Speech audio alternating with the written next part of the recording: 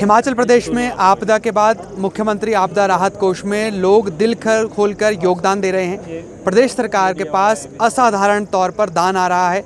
200 करोड़ रुपए से ज़्यादा की राशि अब तक एकत्रित हो चुकी है।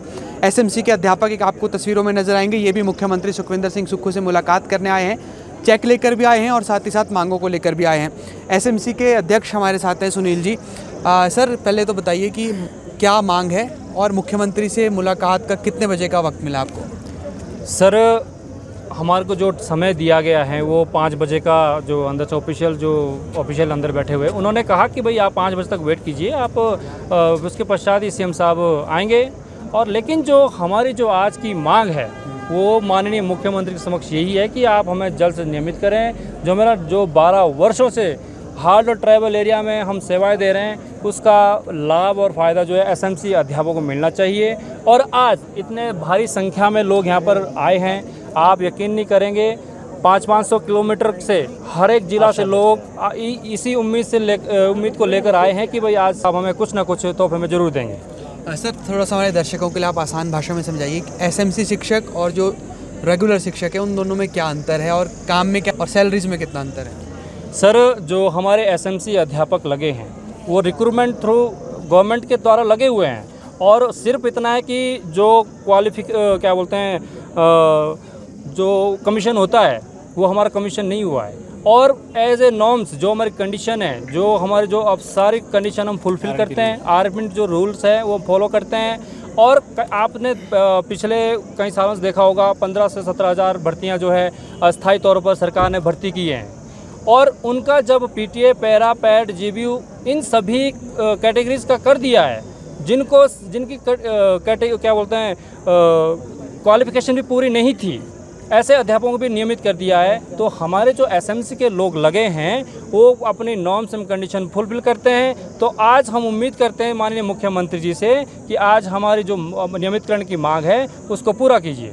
सर, कितने शिक्षक है पूरे प्रदेश में एसएमसी? हिमाचल प्रदेश में जो हार्ड और ट्राइबल एरिया में अपनी सेवाएं दे रहे हैं वो मैक्सिमम 2500 के आसपास हमारी स्ट्रेंथ है। और हार्ड और ट्राइबल एरिया में जहां पर ग्रामीण क्षेत्रों में ऐसे स्कूल आपको पता भी होगा कि जहां पर नियमित अध्यापक जाने से भी कतराते हैं, ऐसी जगह हम लोग जो है अपनी सेवाएं दे रहे हैं। आप लोग कह रहे हैं कि एक स्थायी नीति सरकार बना दे, उसमें आप लोगों को लाया जाए और ताकि घर परिवार का गुजर बसर हो सही जी। आप बताइए सर कि 14,000 में होता क्या है? 14,000 में परिवार का पालन पोषण नहीं होता है।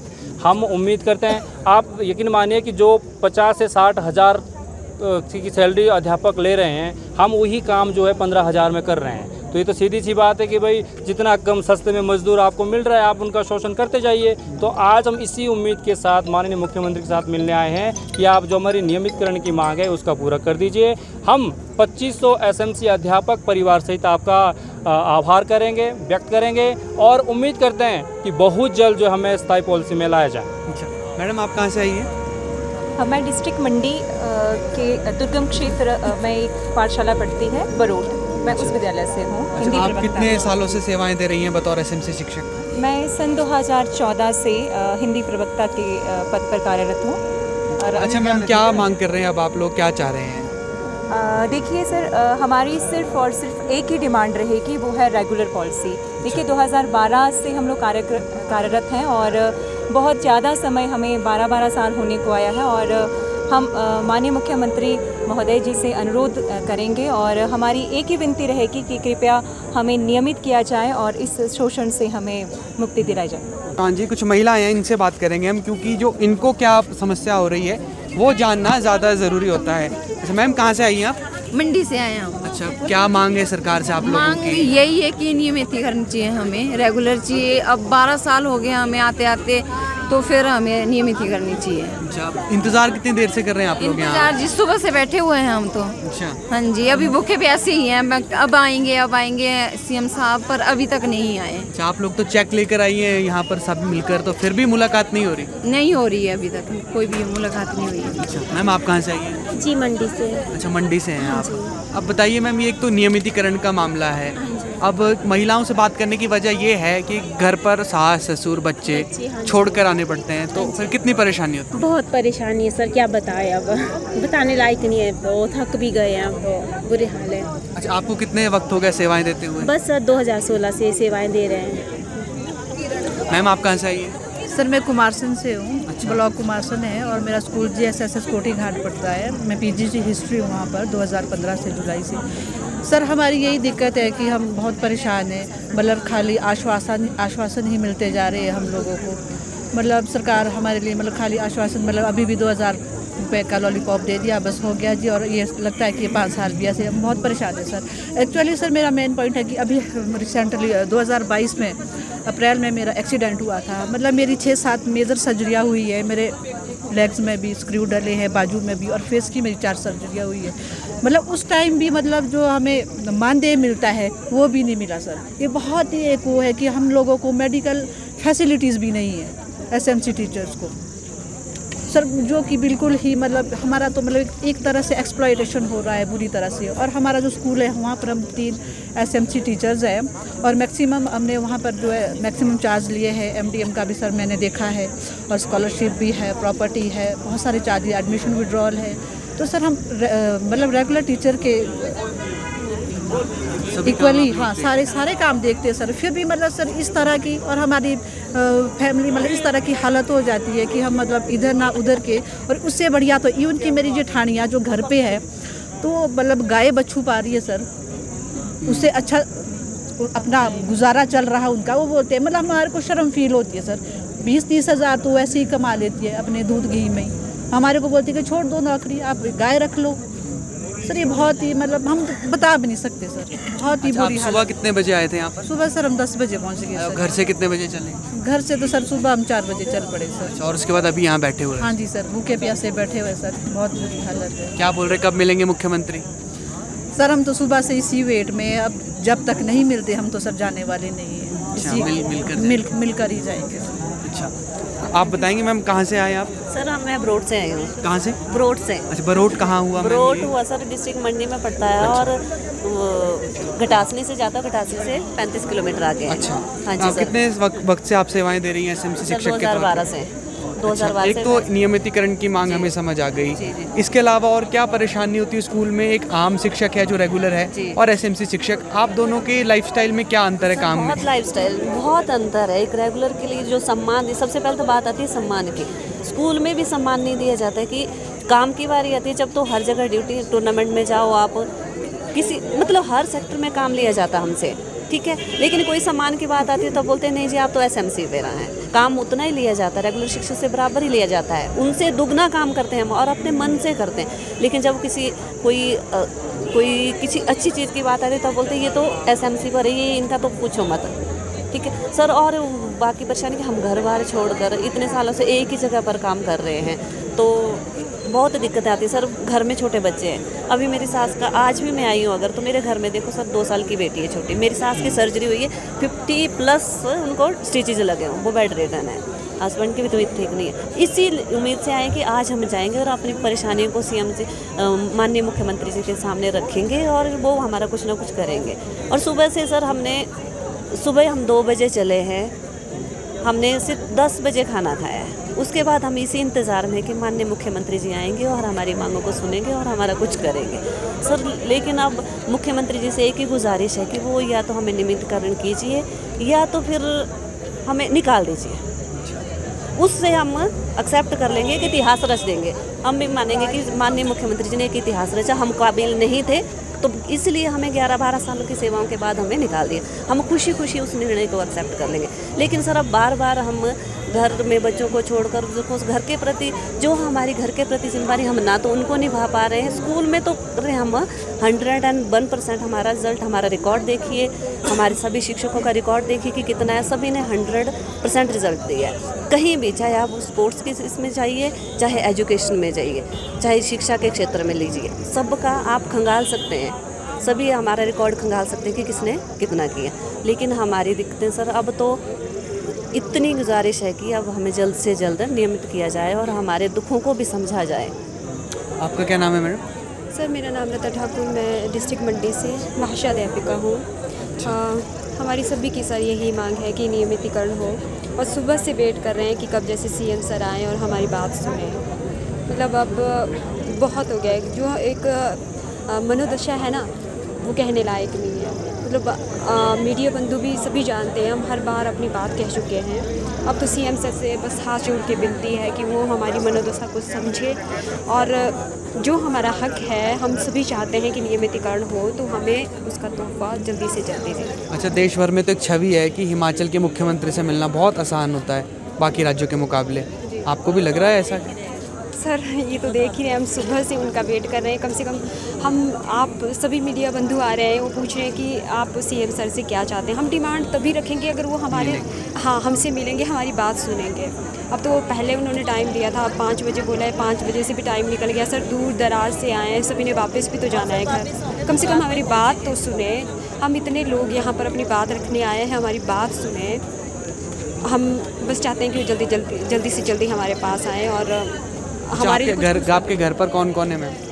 घर में सभी बच्चे भी हैं, बुज़ुर्ग हैं, सास ससुर हैं। अब खेती बाड़ी पता है गांव में है, सब कुछ करना पड़ता है, तो ये सब छोड़ छाड़ कर आप मिलकर बिल्कुल जी बिल्कुल। और जैसे सासू को प्रॉब्लम, सबको ही प्रॉब्लम रहती है कुछ ना कुछ, तो सुबह मतलब छोड़ के आए, जैसे गाय वगैरह सब कुछ रखी है, तो उनके हवाले अब वो जैसे मर्जी करें बेचारे। अब मुख्यमंत्री लगातार व्यस्त चल रहे हैं। सुबह एक कार्यक्रम था सुखाश्रय योजना से जुड़ा हुआ, उसमें व्यस्त रहे, और अब बताया जा रहा है कि एक अधिकारी से भी मुलाकात करने गए थे, लेकिन अधिकारी ने कहा कि कब तक मिलेंगे या फिर कब तक वो मुख्यमंत्री आएंगे, इस बारे में कोई जानकारी नहीं है। और कुछ महिलाएं हैं यहाँ पर।